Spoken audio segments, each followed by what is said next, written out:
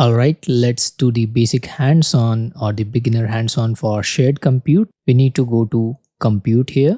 Next, we need to create compute. I'll click on create compute here. Now under the policy, we'll find shared compute. Let's click on it. So basically, shared compute allows multiple users share the same compute. It is useful for team projects, as the name suggests, shared compute, right?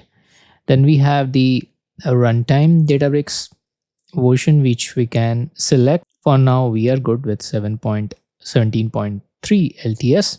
Then we have the worker type.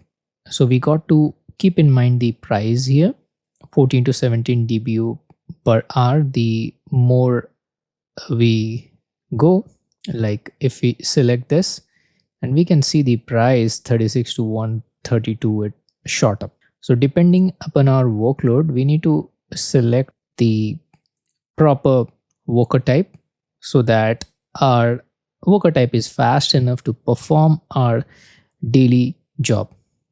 And here it will give you the summary as well. So how much minimum or maximum we need. So minimum should be basically 1, and maximum if I do again 1. So we can configure as per our needs, but please note that the amount we increase, it will straight away affect the price. So once looks good, we'll keep everything as default. I'll click on create here. Now if we check on the compute, we'll be finding our shared compute. The state is spinning and it will be ready in a while.